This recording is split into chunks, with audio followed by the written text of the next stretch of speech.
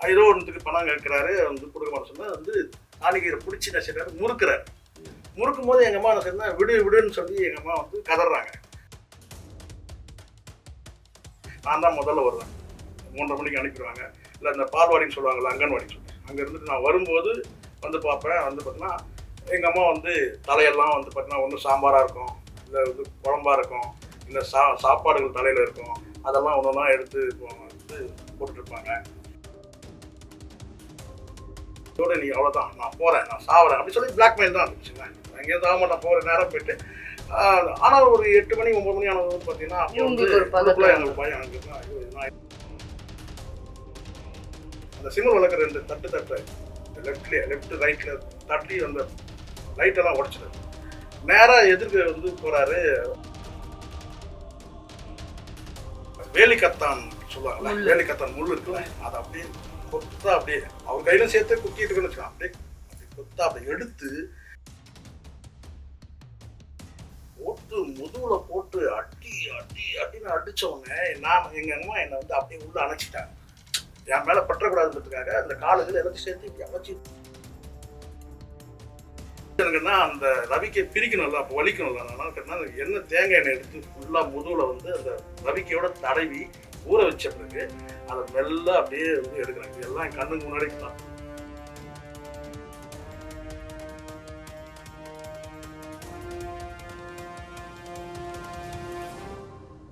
எங்க வீட்டில் வந்து எங்க ஃபாதர் வந்து பார்த்தீங்கன்னா ஒரு ரயில்வே எம்ப்ளாயி. நானும் கூட ஒரு எக்ஸ் ரயில்வே எம்ப்ளாயி தான். அப்படி வைக்கும்போது பிரிண்ட் மீடியாவில் இருந்தேன். அதுக்கப்புறம் வந்து ரயில்வே எம்ப்ளாய் ஆனால் மறுபடியும் அங்கே ரயில்வே எம்ப்ளாயி வந்து பிரிண்ட் அதான் மீடியாவில் வந்து செயல்பட்டேன். அதுக்கப்புறம் நிறைய போராட்டம் இருக்கு நமக்கு வச்சுக்கோங்க. இதுல என்னன்னா எங்க அப்பா வந்து ஒரு சூதாடுறவர், ரேஸுக்கு போறவர். இப்படி வந்து கேட்டா எப்படியாவது ஷார்ட் பீரியட்ல பெரிய கோடி சொன்ன பணக்காரன் ஆயிடணுன்ற எண்ணம் அவருக்கு. மாடர்ன் தியேட்டர்ஸ்ல லைட்மேனா இருந்தவர் ஆரம்ப காலத்துல. அதுக்கப்புறம் ரயில்வே வேலைக்கு வந்தாரு. இப்படி இருக்கும்போது எங்களுக்கு வந்து பார்த்தீங்கன்னா எங்கள் அம்மா வந்து லவ் மேரேஜ் தான், சொந்த மாமா தான் எங்கள் அம்மாவுக்கு. இப்படி இருக்கும்போது அவர் வந்து விரும்பி தான் கல்யாணம் பண்ணிக்கிட்டாங்க.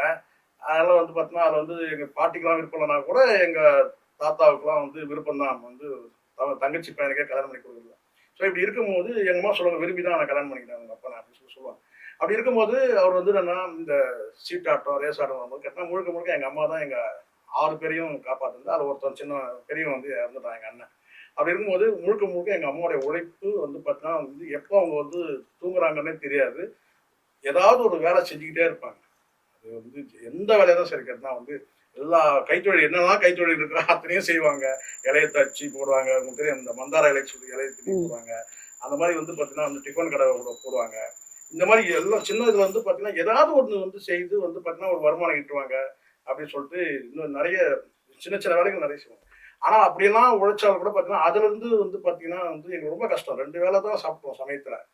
வந்து பெரிய அளவில் சப்போர்ட் எங்கள் அம்மாவுக்கு இந்த மாமாக்கள் சப்போர்ட்லாம் பெரிய சப்போர்ட்லாம் கிடையாது. எல்லாம் அவங்களும் தனித்தனியாக இருப்பாங்க.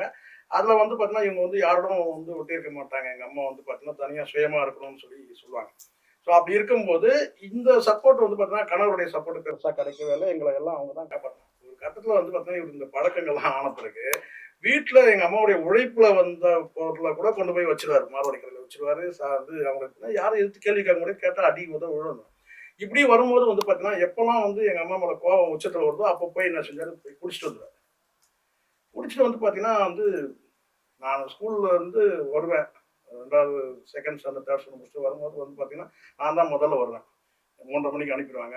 இல்லை இந்த பால்வாடின்னு சொல்லுவாங்கல்ல, அங்கன்வாடின்னு சொல்லிட்டு அங்கே இருந்துட்டு நான் வரும்போது வந்து பார்ப்பேன். வந்து பார்த்தீங்கன்னா எங்கள் அம்மா வந்து தலையெல்லாம் வந்து பார்த்தீங்கன்னா ஒன்று சாம்பாராக இருக்கும், இல்லை வந்து குழம்பா இருக்கும், இல்லை சாப்பாடுகள் தலையில் இருக்கும். அதெல்லாம் ஒன்று ஒன்றா எடுத்து வந்து போட்டுட்ருப்பாங்க. அதுக்கப்புறம் குளிக்க போவாங்க, அழுதுகிட்டே இருப்பாங்க. எதுக்கு அம்மா அழுகுறாங்கன்னு கேள்வி இருக்கும் மனசுக்குள்ள. இப்படியே நிறைய ஒரு நாள் வந்து உச்சத்தில் போயிடுச்சு. என்னன்னு கேட்டால் எங்கள் அம்மா வந்து இவர் செலவுக்கு பணம் கேட்டு கொடுக்கல. செலவுக்கு பணம் கேட்டு செலவுக்குனா நான் என்ன செலவு கேட்டு கொடுக்கல. அது கொடுக்கலன்னு தான் வந்து என்ன செஞ்சாரு, உருட்டுன்னு வேகமாக கிளம்பி போயிட்டாரு. நாங்கள் எப்பவும் போல கேஷுவலாக தான் நாங்கள் இருந்தோம். ஏதோ கோவத்தில் போகிறாரு. எங்கள் அம்மாவுக்கு வந்து அவங்க அப்பா கிட்ட ஒரு லவ் இருக்குல்ல, அவர் வந்து பார்த்தீங்கன்னா போகும்போது திட்டுவாங்களாம். இந்த வந்து பார்த்தீங்கன்னா வந்து பணம் கேட்டு கொடுக்கணும் திட்டுவாங்க. இவர் வந்து கேட்டால் இல்லையே தரமாட்டேன், நான் அவனை பார்த்துருக்கேன்னு சொல்லிட்டு பார் இதோட வந்து நீ விதவை தான், நீ வந்து உனக்கு வந்து இந்த தாலி உனக்கு இனிமேல் நிரந்தரம் கிடையாது இதோட நீ அவ்வளோதான், நான் போகிறேன், நான் சாவறேன் அப்படி சொல்லி பிளாக்மெயில் தான் இருந்துச்சுங்களா. எங்கேயும் ஆக மாட்டேன், போகிற நேரம் போயிட்டு ஆனால் ஒரு 8 மணி 9 மணி ஆனது வந்து பார்த்தீங்கன்னா அப்போ வந்து இவங்களுக்கு ஒரு பதட்டம் வந்துடும். பயம் எனக்கு இருந்தால் ஐயோ இதெல்லாம் ஆகிட்டு இருக்குமோ, எங்கேயாவது ரைட்டரோட தாய்களை கொடுத்துட்டு இருக்கோம் அப்படின்ற அந்த பயத்தில் இருக்கும். அப்புறம் 8 மணி 9 மணி ஆகும், 10 மணி ஆகும். அப்போ எங்களை போய் சொல்லுவாங்க, ஏய் போய் அப்பா வந்துருக்கா போய் பாரு அப்படின்னு சொல்லுவாங்க. நாங்கள் போய் வீட்டு வாசலில் போய் நின்று அனுப்பிப்பா, இல்லை வரல. அப்போ வந்து பார்த்தீங்கன்னா ரோட்டில் வந்து ரோட் லைட் கிடையாது. வந்து பார்த்தீங்கன்னா ஒரு குண்டு பல்ப் இருக்கும், ரொம்ப வந்து ஒரே இருளம் தான் இருக்கும். அப்போ வந்து பார்த்தீங்கன்னா நாய்கள் குலைக்கிறத வச்சு தெரிஞ்சுப்போம் இவர் வராரு அப்படின்னு சொல்லுவோம். நாய்கள் குலைக்கிறதுன்னு அப்போ வந்து கேட்டா வந்து வராரு. அப்போ வந்து ஒரு தடவை வந்து கோவம் உச்சத்துக்கு ஆயிட்டு, போதை அதிகமாயிட்டு, நேரா வந்தவர் வந்து என்ன செஞ்சாருன்னா வந்து கதவை எட்டி உடச்சது தான். சினிமாவில் வர மாதிரி காட்டுவாங்க.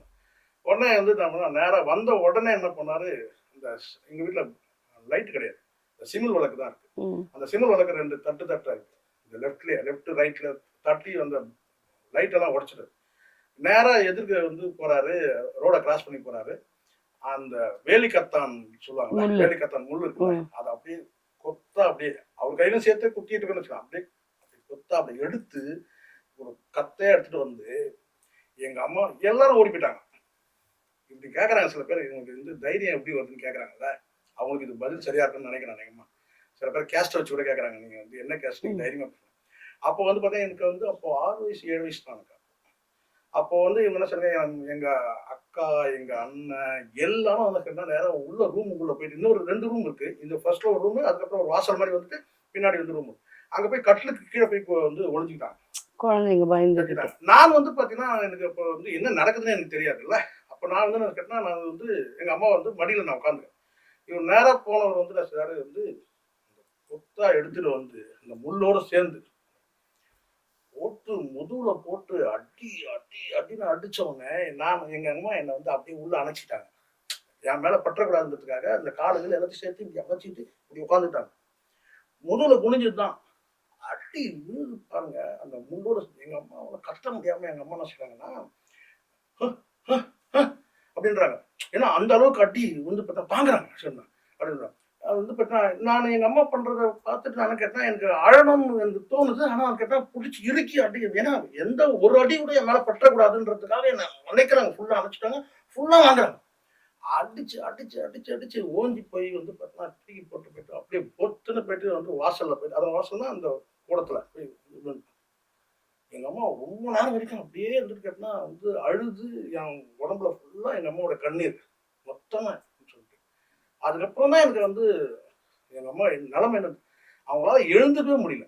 எழுந்துக்கவே முடிச்சுட்டுனா என்னை அப்படியே கட்டி பிடிச்சிட்டு அப்படியே அழுது. பொழுது விடிஞ்ச பிறகு வந்து பார்த்தீங்கன்னா அந்த மனுஷனும் அங்கே இல்லை. வீடு ஃபுல்லாக வந்து பார்த்தீங்கன்னா எல்லாம் அலங்கோலமாக போர்க்களமாக இருக்குது. வீட்டுக்கு உள்ள எல்லாம் இதை எட்டி வந்துச்சு, அதை எட்டி வந்துச்சு, இதை தட்டி அதை தட்டி வந்து. அதுக்கப்புறம் வந்து காலையில் வந்து ஒரு 6 மணி எங்கள் அம்மா மெல்ல எழுந்து பின்பக்கம் வீட்டுக்கு பின்பக்கம் போயிட்டு வந்து கதவு முன்பக்கம் தாள் போட்டு யாராவது வந்துட்டாங்கன்னா என்ன நடந்தது தெரியல, வீடெல்லாம் அலங்கோலமாக இருக்குன்னு சொல்லிட்டு உடனே வந்து எங்கள் அக்காக்கெல்லாம் கூப்பிட்டு, அக்காக்கெல்லாம் வந்து ஒரு 15 வயசு 14 வயசு, அவங்கெல்லாம் கூப்பிட்டு இருக்குன்னா அந்த வீடெல்லாம் கொஞ்சம் சுத்தம் பண்ணி அதில் வந்து பார்த்தீங்கன்னா அதுக்கப்புறம் ஒரு வீட்டில் உட்காந்து எங்கள் பெரிய 2வது அக்கா 3வது அக்கா இவங்க 2 பேரும் சேர்ந்து என்ன செய்வாங்கன்னா அந்த ரவிக்கையை வந்து எடுக்க முடியாமல் அந்த ரத்தத்தில் வந்து அந்த ரவிக்கை அப்படியே ஒட்டிகிட்டு இருக்கும். அப்போ என்ன செய்யணுங்கன்னா அந்த ரவிக்கையை பிரிக்கணும்ல, அப்போ வலிக்கணும்ல. அதனால கேட்டால் எண்ணெய் தேங்காய் எண்ணெய் எடுத்து ஃபுல்லாக முதுகில் வந்து அந்த ரவிக்கையோட தடவி ஊற வச்ச பிறகு அதை மெல்ல அப்படியே வந்து எடுக்கிறாங்க. இதெல்லாம் என் கண்ணுக்கு முன்னாடி பார்த்தது. அதை பற்றி எடுத்துட்டு அந்த முள்ளு உடஞ்சி உள்ள குத்திட்டு இருக்கும் நிறைய முதுகுல. அது எல்லாத்தையும் வந்து பார்த்தீங்கன்னா வந்து பின்னு வச்சு ஒன்று கிட்டத்தட்ட 2 மணி நேரம் 3 மணி நேரம் எல்லாத்தையும் எடுத்து ஒன்று எடுத்து அந்த எண்ணெயில் அந்த ஒரு கிண்ணத்தில் வந்து எல்லா முள்ளையும் எடுத்து அதுக்கப்புறம் மஞ்சள் போட்டு ஃபுல்லாக அதுக்கப்புறம் வந்து குளிக்க போயிட்டு எல்லாம். அதுக்கப்புறம் ஒரு 2 நாளைக்கு வந்து இவர் வரமாட்டார். 2 நாளைக்கு அதுக்கப்புறம் இது எங்கள் கண்ணுக்கு முன்னாடி நடந்தது சொல்லிட்டு அதுக்கப்புறம் ஒரு 2 நாள் கழிச்சு வருவார். இது நாங்கள் வந்து அனுபவிச்சதுல மிகப்பெரிய உச்சமானது. அது அந்த 6-7 வயசுல எனக்கு பதிவு. இப்போ சில பேர் ஏன் நான் குடிக்கிறதுலன்னா இதுதான் காரணம். ஸோ ஏன் குடிக்கிறது இல்லைன்னு கேட்டினா இதுதான் காரணம். இந்த மாதிரி ஒரு கொடூரத்தை பார்த்த பிறகு கேட்டினா வந்து இல்லை. ஆனால் வந்து கிட்டத்தட்ட ஒரு 30 வருஷம் கழிச்சு எங்கள் அம்மாவுக்கு வந்து பக்கவாதம் வந்துச்சு. எங்கள் குடும்பத்தில் யாருக்குமே பக்கவாதம் கிடையாது. யாருக்குமே வந்து பக்கவாதம் கிடையாது. அப்போ வந்து நான் பிரபலமான போரூரில் இருக்கிற ஒரு ஹாஸ்பிட்டலுக்கு வந்து எங்கள் அம்மாவை நான் தான் கூப்பிட்டு போயிட்டு அட்மிட் பண்ணேன். தூக்கிட்டு தான் போனோம் போகிறப்ப. பக்கவாதம் ஒரு சைடு ஃபுல்லாகவே விழுந்துச்சு, ஒரு பக்கம் கொஞ்சம் லைட்டாக இருந்து இது பண்ணோம். அப்போ அந்த டாக்டர் எல்லாத்தையும் வந்து அப்போ யாருமே வரல. யாருன்னா எங்கள் அக்காக்கெல்லாம் தகவல் யாரும் அதுக்கப்புறம் தான் தகவல் தெரிஞ்சு எல்லாம் வந்தாங்க. அப்போ நான் தான் முழுசாக வந்து பார்த்துட்டேன், எல்லாமே பார்த்ததுனால. அப்போ டாக்டர் என்கிட்ட ஒரு வார்த்தை கேட்டார். கேட்டால் உங்கள் குடும்பத்தில் வேறு யாருக்குன்னா இந்த மாதிரி பக்கவாதம் இருக்கா? எங்கள் அம்மா பாட்டிக்கு அந்த மாதிரி யாருக்குமே கிடையாது சொன்னாங்க. ரெண்டாவது கேட்ட கேள்வி நான் கேட்டேன்னா, எப்பயாவது உங்கள் அம்மாவுக்கு வந்து ஸ்பைனல் கார்டில் வந்து ரொம்ப ஆழமாக எதனா அடிப்படுதான்னு கேட்டேன். நான் என்று எப்படி சொல்ல முடியும்? அப்போ நான் வந்து என்ன சொன்னால், இல்லை சார் தெரியல சார் அப்படின்னு சொல்லிட்டேன். அது எனக்கு தெரியும். ஆனால் அங்கே சொல்லி என்ன ஆக போகுது? எப்படி தான் ட்ரீட்மெண்ட் தான் கொடுக்க போகிறாங்க. ஆனால் அந்த கேள்வி கேட்ட உடனே எனக்கு சொல்லியிருந்து எனக்கு அடிச்சது என்னன்னு கேட்டிங்கன்னா, ஏன்னா அந்த அதை கண்கூட நம்ம பார்த்தது நான் தானே, எனக்கு தெரியுமே அப்படின்னு சொல்லிட்டு. ஸோ அதனால் வந்து தயவு செய்து நான் சொல்கிறது கேட்டிங்கன்னா, யாரும் வந்து நீங்கள் என்ன பழக்கம் வேணாலும் நீங்கள் வச்சுக்கோங்க. அது வந்து ஆனால் குடிப்பழக்கம் வந்து பார்த்தீங்கன்னா உங்களை மறக்க வைக்கிறது. இப்போ மற்ற பழக்கங்கள் வந்து உங்களை மறக்க வைக்காதீங்க. பணம் வந்து நீங்கள் சீட்டாடுறீங்க, சூதாடுறீங்க, அது வந்து நீங்கள் அதுவும் செய்யக்கூடாது. அதை நான் ஆதரிக்கலை. ஆனால் மது பழக்கன்றது உங்களை மறக்க வைக்கிறது.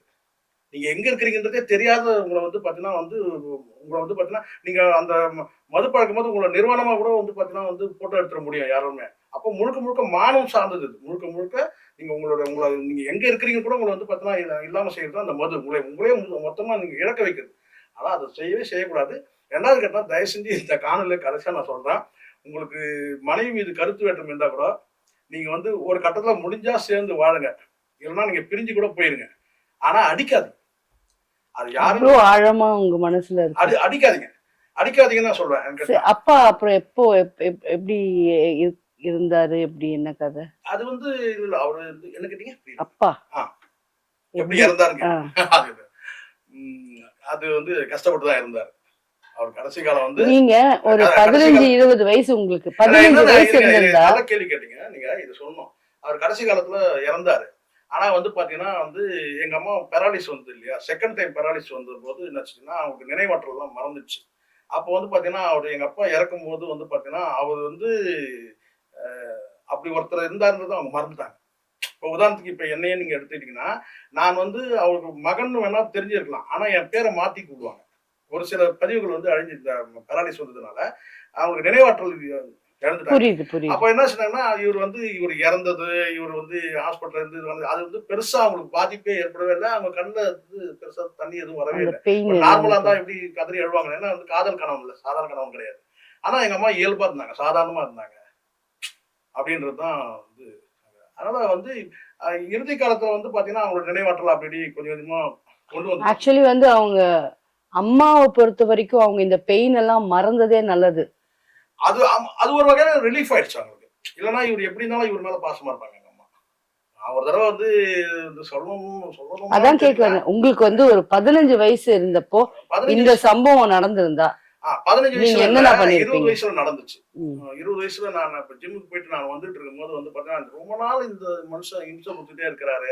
சில நேரங்களில் நம்ம வயசு கொஞ்சம் ஒரு இளமை பருவம் வரும்போது நம்ம எதுக்கு அடிக்கிறது கிடையாது, நம்ம பின்னாடி வந்து அடிச்சிருந்து எங்க அம்மா அதை வெளியே சொல்ல மாட்டாங்க, நமக்கு தெரிஞ்சிடும் சொல்லிட்டு. ஆனா ஒரு நாள் வந்து சரியா வந்து கையின் கலவமா சிக்கிட்டாரு. என்னன்னு கேட்டீங்கன்னா, ஒரு நாள் நான் வீட்டுக்குள்ள வரேன் வந்து பாத்தீங்கன்னா அப்போ வந்து கரெக்டா ஒரு 20 வயசு, கரெக்டா 19-20 வயசு. ஜிம்முக்கு போயிட்டு வரணும் கேட்டா எங்க அம்மாவுடைய தாலிக்கையை பிடிச்சிட்டு இருக்காரு கட்டியா. அப்போ லைட்டா இந்த இது இருந்திருக்கு. ஏதோ ஒன்றுக்கு பணம் கேட்கிறாரு வந்து கொடுக்க மாட்டேன் சொன்னா வந்து தாலிக்கையை பிடிச்சி என்ன செய்யறாரு, முறுக்குறாரு. முறுக்கும் போது எங்க அம்மா என்ன செய்யறா, விடுன்னு சொல்லி எங்க அம்மா வந்து கதறாங்க. ஆனா இறுக்கி பிடிக்கும் போது இன்னும் இறுக்கி பிடிக்கிறாரு. அப்போ வந்து கேட்டா அழறாங்க எங்க அம்மா, விடுன்றாங்க, கழுத்து இருக்குன்னு சொல்லிட்டு. இனிமேல் இந்த தாலி உனக்கு தேவையில்லை, இந்த மாதிரி உனக்கு நான் கட்டின தாலி உனக்கு எதுக்கு, என் தாலியை கொடு, என் தாலியை சொல்லி பிடிச்சி இழுத்து நான் வந்து என்ன சொன்னேன், விடுன்னு சொல்றேன். விடு, அம்மா தான் அழறாங்கல்ல, விடு. ஏன்னா எங்க அம்மா மேல வந்து விடுன்னு சொல்றேன். எங்க அம்மா ரொம்ப பாசம், விடுன்னு சொல்றேன். விடுதான் சொல்லிட்டே விடணும். வச்சா ஒண்ணு அது ஒண்ணு வைக்கும் போது நான் கேட்டேன்னா அடுத்தடுத்து வைக்கிற போல ஆயிடுச்சு. பலார்னு அடி வெளுத்து வாங்கிட்டேன். எங்க அம்மா காலை பிடிச்சுன்னு கெஞ்சுறாங்க. டேய் விட்டுறா, டேய் அது விட்டுறா, டேய் கஷ்டம். விட்டுறா, விட்டுறா, விட்டுறா. ஏன்னா எங்க அண்ணன் அது அடிக்க ரொம்ப வருஷம் கிரட்ஜ் அது உங்களுக்கு. ரொம்ப நாள் இப்ப இருந்துச்சு. பாரு எப்ப அம்மாவை எப்ப அடிச்சுட்டே இருந்தேன். சந்தர்ப்பம் கிடைக்கும் அப்படின்னு சொல்லிட்டு. ஏன்னா இன்னொரு விஷயம் இருக்குல்ல, அப்பாவை அடிக்கக்கூடாது, ஆமா. பெத்த அப்பா அடிக்கணும்னு சொல்லி நம்ம அப்படிதான் வளர்க்கப்பட்டோம். இருந்தாலும்டா டேய் அந்த மேல கை வச்சிடாதீங்க அப்படின்லாம் சொல்லுவாங்க. எங்க அண்ணா அதை வந்து அப்படியே வந்து எடுத்து செய்வாரு. எங்க அண்ணன் வந்து பாத்தீங்கன்னா வந்து ரெண்டு ஒரு வார்த்தை திட்டவனாலும் திட்டுவாருன்னா அந்த அடிக்கிறாரு. நான் வந்து பாத்தீங்கன்னா அன்னைக்கு எனக்கு வந்து வேற வழி இல்லை, பஸ்ட் அவுட் இறங்கியே ஆயிட்டீங்க. தீரணும் இன்னைக்கு இதோட. எங்க அம்மா சொல்லுவாங்க, அப்பவுமே வழக்கமா சொல்லுவாங்க, என் புள்ள வந்து எனக்கு வந்து இந்த ஆளுகிட்ட இந்த மிருகத்துக்கிட்ட இருந்து எனக்கு வந்து விடுதலை வாங்கி கொடுத்தானே சொல்லுவாங்க, சிரிச்சுட்டே சொல்லுவாங்க. ஆனாலும் அன்னைக்கு வந்து பாத்தீங்கன்னா நான் அடிச்சுட்டே இருக்கும்போது என் காலை பிடிச்சிட்டாங்க கிட்டியா, நீ விட்டுறா விட்டுறா அந்த செத்து போயிட போறா, விட்டுறா விட்டுறான்னு சொன்னாங்க. ஸோ இது வந்து பெருமைக்காக நான் சொல்லணுமா, நான் இல்ல. ஒன்னே ஒன்று சொல்லுவேன், தயவு செய்து குடிச்சிட்டு வந்து பெண்கள் அடிக்கவே அடிக்கக்கூடாது. அதுவும் இந்த குடிபோதையில வந்து நீங்க வந்து வந்து மனைவி கிட்ட புழங்காதீங்க, பிள்ளைகள் கிட்ட புழங்காதீங்க. நான் அதுதான் நான் சொல்லுவேன். நீங்க மற்ற பழக்கங்களுக்குன்னா நாளைக்கு மாறக்கூடியது. இது வந்து பாத்தீங்கன்னா சில நேரத்துல உயிரே கூட போயிடும். நீங்க போதையில இருக்கிறீங்க, நீங்க இளம் வயசுல நீங்க போதையில உங்களுக்கு வந்து தெரியாது, இறந்தே காலையில போயிடுறாங்க. தான் தெரியும் பழக்கம் இந்த உங்களுக்கு என்ன குடிபோதையில நடக்குது. சகிலமா சில நேரங்கள்ல இறந்தே போயிடுறாங்க சின்ன வயசுல. அப்ப நான் என்ன கேட்கிறேன்னா, உங்களுக்கு வந்து தன் மனைவி வந்து அழகான ஒரு குருவி குடும்பம் இருக்கு. நீங்க உங்களுடைய தனிப்பட்ட போதைக்காக நீங்க வந்து குடிச்சிட்டு நீங்க சீக்கிரமா இறந்து, இப்ப நார்மலா இருக்கவன் செத்து போயிடுறான், நீங்க இறந்து போயிருங்க. அப்ப வந்து இளம் வயசுல அந்த பெண்ணுக்கு வந்து பாத்தீங்கன்னா கணவனுடைய கடமையை செய்யறது யார்? யாரு அதுக்கு அப்ப அந்த பெண்ணு பாதுகாப்பு யாரு? வழிமாறி போகும்ல. ஆமா. நல்லவங்க கூட வழிமாறதுக்கு காரணமாயிருங்கல்ல நீங்க. அங்க சாராயம் இருக்குது இல்ல, சாராயம் வந்து கவர்மெண்ட்ல விக்குதுன்றதுக்காக நீ எல்லாத்தையும் குடிங்க. அந்த அம்மா ஜெயலலிதா அம்மா சொல்றதுதான் சொன்னோம். பூச்சி மருந்து கூட விக்குது. நாம வந்து நம்மள கரெக்ட் பண்ணா போதுமே. அரசாங்கம் வேற முடிவு தேடும். இப்ப நீங்க டாஸ்மாக் கடைக்கு யாருமே போறதே இல்லைன்னு சொன்னா அரசு வந்து பாத்தீங்கன்னா முடங்கி நின்றாது. அடுத்த வருவாய் தேரத்துக்கு என்ன வேலைன்றதோ அதை அவங்க யோசிக்க ஆரம்பிச்சுடுவாங்க. இப்ப இந்த இடத்துல வந்து நான் கேட்டா நாம தான் இருக்கணும். அது நல்ல சாராயம் ஆகட்டும், கள்ள சாராயம், சாராயம் குடிக்க கூடாது, மது குடிக்க கூடாதுன்னு ஒரு முடிவு எடுத்துட்டா அரசு முடிவு வந்து வேற மாத்தும்.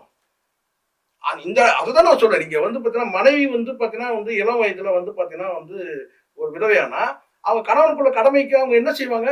அந்த கடமையை யார்கிட்ட இருந்து கேட்டுவாங்க அவங்க? ஆமா. அந்த இந்த அளவுக்கு சமூகம் இன்னைக்கு இருக்குதா? 2வது கல்யாணம் பண்ணிக்கிறதுக்கு வந்து சார் நீங்க பண்ணிக்கலாம். 4 கல்யாணம் கூட பண்ணிக்கலாம் ஆம்பளைங்க. ஆனா வந்து அவ்வளவு ஈஸியா வந்து ஒரு பெண் வந்து பாத்தீங்கன்னா வந்து பிள்ளைகளை வச்சுட்டு 2வது கல்யாணம் பண்ணிக்க முடியாது. அது வந்து பாத்தீங்கன்னா அது பண்ணக்கூடாதுன்னு சொன்னா அது பண்றதுக்கான வாய்ப்பு வந்து ஐயோ, சமூகமே அது கொடுக்காது. அதுக்கப்புறமா பந்தப்பட்ட முடியாது. அதுக்கப்புறமா அந்த பொண்ணு ஃபேஸ் பண்றது. எங்க ஐயோ. எங்க வீட்டுல எங்க அக்கா வந்து எங்க மாமா இறந்தபோது எங்க அக்கா வந்து பெரிய அக்கா வந்து விடான போது அது பொட்டு வைக்கிறதுக்கு வந்து பாத்தீங்கன்னா பிள்ளைகள் வந்து பொட்டு வச்சுக்க சொல்றாங்க. அப்போ என்கிட்ட கேக்குது, டேய் பசங்க எல்லாம் பொட்டு வச்சு சொல்றாங்கடா. பெரியவங்கிட்ட கேட்டான், பெரியவனா எங்க அண்ணன், பெரியவன்கிட்ட கேட்டேன்டா, அவனெல்லாம் சொல்றான்னு சொல்லிட்டு செய்யாத. அவன் அதுக்கும் ஒரு என்ன சொல்ல ஒரு மரியாதை இருக்கு. அவங்க எல்லாம் சொன்னான்னு சொல்லி கேட்காத. பெரியவன் வந்து அப்ஜெக்ஷன் பண்றான். அவன் என்ன சொன்னான்னு தெரியாது. பெரியவங்கிட்ட கேட்டேன்டா வந்து அதெல்லாம் வந்து பண்ணாதுன்னு சொல்லி சொல்றான். எப்படி சொன்னேன்? நான் சொன்னேன் கேட்டா, அம்மா எப்படி வைப்பாங்களோ அது மாதிரி வைக்கணும். எங்க அம்மா ரூ. 1 காயின் மாதிரி வைப்பாங்க பெருசா. ம். இவங்க எங்க அக்கா வந்து சின்னதா தான் வைப்பாங்க. நான் சொன்னேன், அம்மா எப்படி வைப்பாங்களோ அந்த மாதிரி பெருசா வச்சுக்கோங்க. அது வந்து பாத்தீங்கன்னா தடையே செய்யக்கூடாது. இதெல்லாம் ஒரு மூட பழக்க வழக்கங்கள். இதெல்லாம் வந்து பாத்தீங்கன்னா ஒரு முற்போக்குன்றது வந்து நம்ம பேசினா மட்டும் போதாது, நடந்து காட்டணும். செயல்ல காட்டணும். அதனால வந்து நீ தாராளம் நீ வச்சுக்க, பெருசா அம்மா மாதிரி வைக்கணும்னு சொன்னேன். அதனால இது மாதிரி எனக்கு நான் வந்து ஒரு வார்த்தை தான் சொல்றேன். மீண்டும் கூட திருமணம் இப்படி ரிவர்ஸ் ஆகி வந்து இந்த மது கிட்ட வர கட்டினா நிறைய குடும்பங்கள் நான் பார்த்தேன். நிறைய குடும்பங்கள் சீரழிஞ்சு போச்சு. நல்ல குடும்பம்லாம் கெட்டு போச்சு.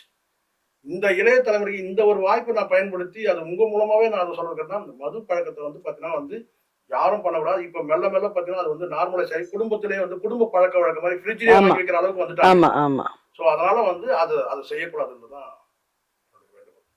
சரிங்க. நான் it's very nice talking to you. நான் என்ன சொல்றதுன்னே தெரியல.